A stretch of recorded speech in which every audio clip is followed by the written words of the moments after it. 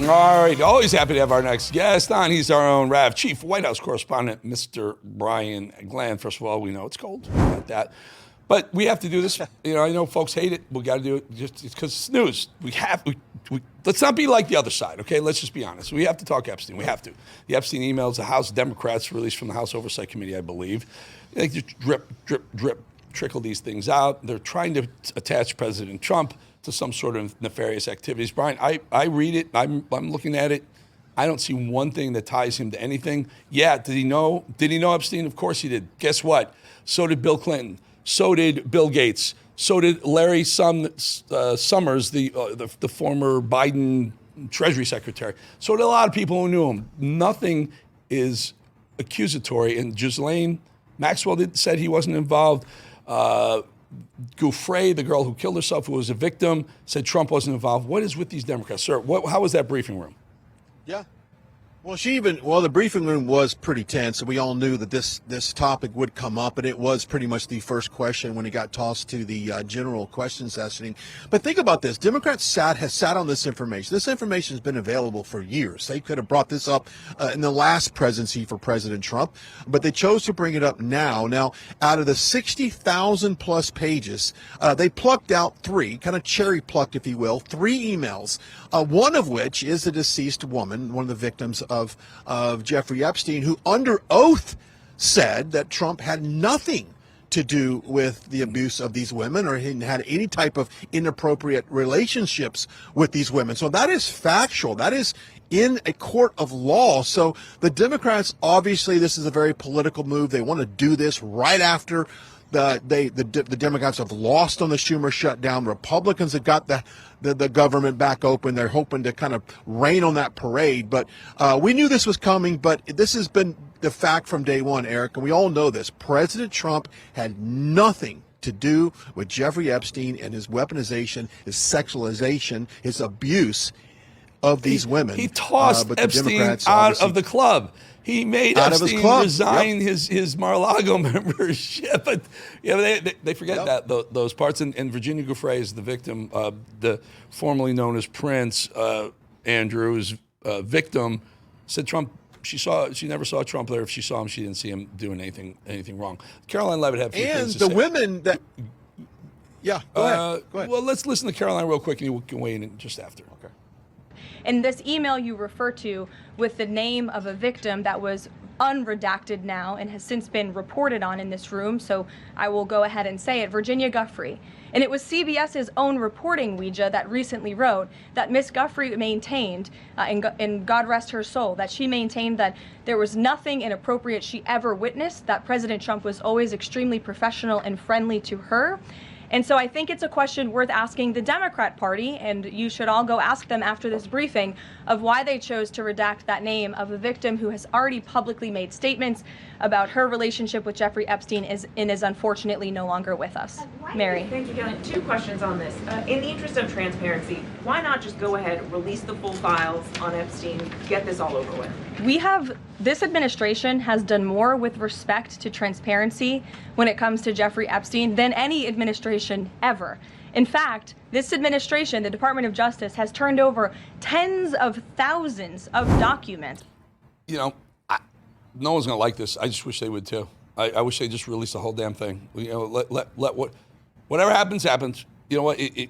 Trump can't get reelected anyway. They're not going to prosecute people this far in advance. Let's just find out. You know, but no one likes to hear that on our side, at least. Brian, your thoughts? I cut you off before. I apologize. Yeah. Well, no, it's okay. That's okay. And now, if you remember the press conference that was in front of the Capitol months ago, Marjorie Taylor Greene obviously was a part of that press conference.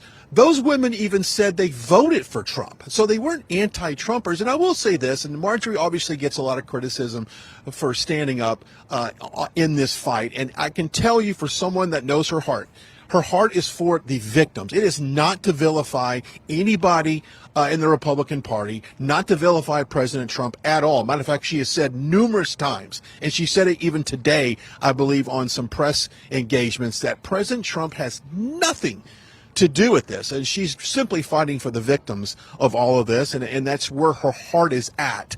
She's not trying to basically go against the party or go against the president.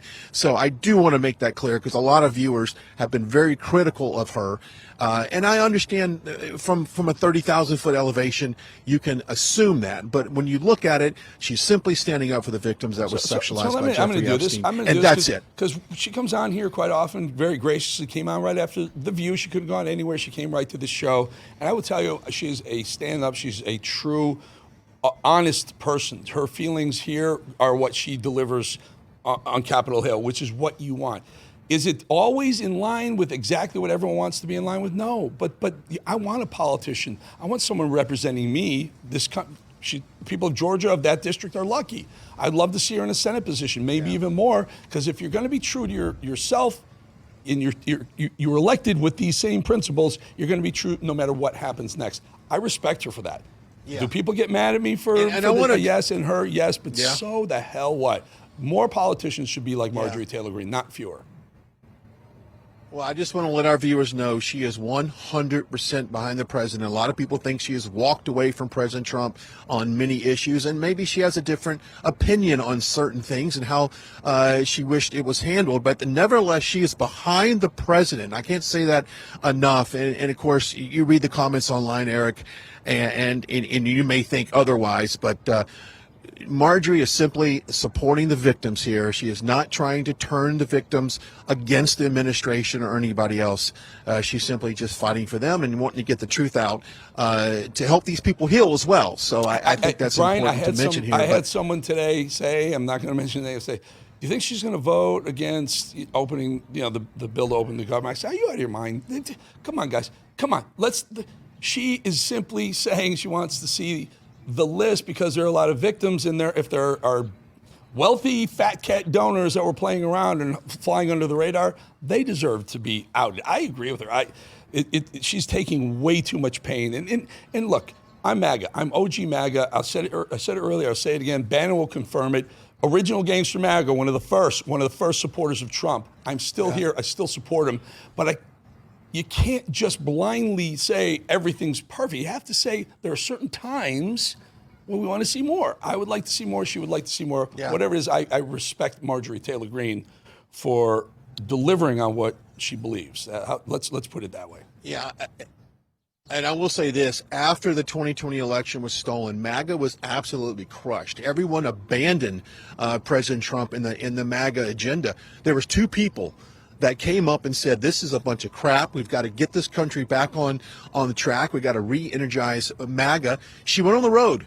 Marjorie Taylor Greene and Matt Gaetz did their own America First MAGA across this country, did their own rallies to try and get the spirits and the energy back, and that's exactly what they did. So for people to say that she's walked away from President Trump at this point, that is simply not true at all.